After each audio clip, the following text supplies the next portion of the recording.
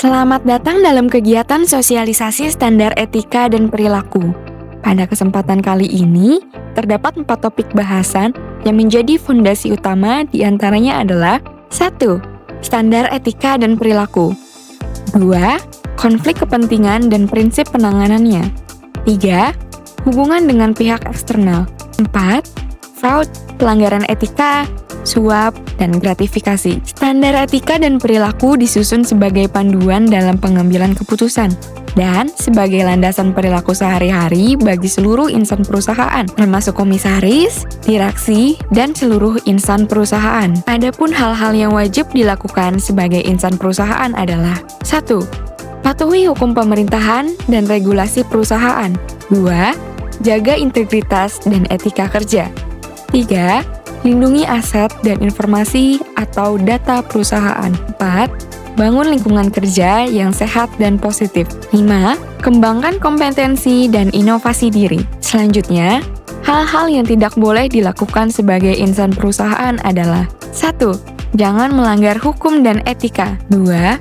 Jangan menyalahgunakan jabatan dan aset perusahaan. 3. Jangan membocorkan dan memanipulasi informasi serta data. 4. Jangan melakukan pelecehan dan kekerasan yang merusak lingkungan kerja. 5. Jangan mengabaikan pelanggaran etika dan kecurangan. Selanjutnya adalah tentang konflik kepentingan. Konflik kepentingan adalah situasi di mana kepentingan pribadi, keluarga, atau golongan yang memiliki hubungan dengan insan perusahaan dapat memengaruhi objektivitas, integritas, dan profesionalisme dalam menjalankan tugas. Prinsip-prinsip utama dalam menangani konflik kepentingan meliputi 1. Insan perusahaan berhak mengikuti kegiatan di luar pekerjaan selama sah dan tidak mengganggu kewajiban terhadap perusahaan. 2. Pastikan aktivitas di luar pekerjaan tidak bertentangan dengan tanggung jawab profesional. 3. Aset perusahaan tidak boleh digunakan untuk kepentingan pribadi atau pihak lain yang merugikan reputasi perusahaan. 4. Jika terdapat potensi konflik, wajib dilaporkan secara terbuka dan segera sesuai prosedur yang berlaku. 5. Perusahaan mendorong budaya keterbukaan dalam mengidentifikasi dan menangani konflik kepentingan. 6. Komunikasikan secara terbuka potensi konflik yang berkaitan dengan relasi pribadi, keluarga, atau kenalan dengan stakeholder perusahaan.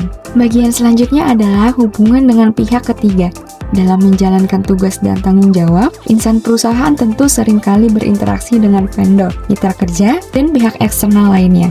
Dalam hal ini, terdapat 4 bentuk interaksi yang perlu diperhatikan secara khusus. 1. Suap berupa pemberian dalam bentuk apapun yang bertujuan untuk memengaruhi keputusan.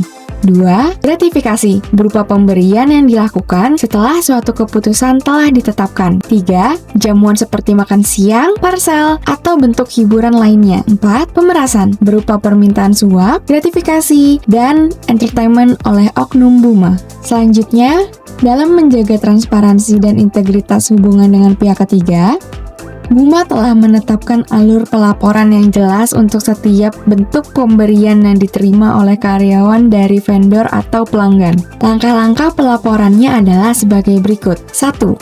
Dokumentasikan pemberian yang diterima. 2. Serahkan kepada PIC General Service di site masing-masing. 3.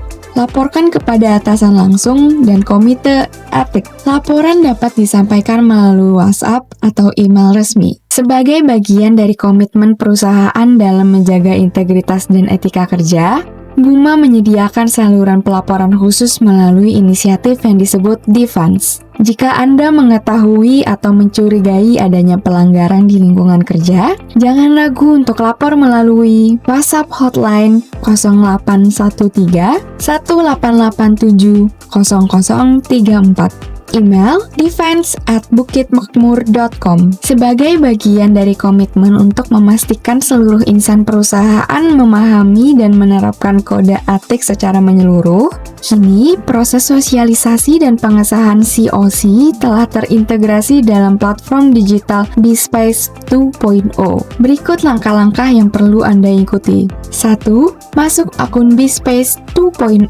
Kunjungi situs www.bispas2.bukitmakmur.com dan login menggunakan akun Microsoft Anda. 2. Akses halaman Legal and Compliance Service. Klik ikon yang tersedia untuk masuk ke layanan ini. 3.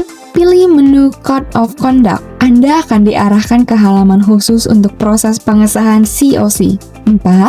Konfirmasi penerimaan materi. Akan muncul pop-up konfirmasi untuk memastikan Anda telah menerima materi COC, baik dalam bentuk soft copy maupun hard copy. 5. Baca dan pahami isi Code of Conduct. Setelah membaca, centang kotak pernyataan bahwa Anda telah memahami isi COC. 6. Kerjakan post test. Klik tombol isi post test untuk memulai. 7. Selesaikan seluruh soal. Setelah menjawab semua pertanyaan, klik kirim. Jika masih ada soal yang belum dijawab, sistem akan memberitahu Anda. 8. Lihat hasil post test. Jika Anda memperoleh skor 70 atau lebih, maka Anda lulus.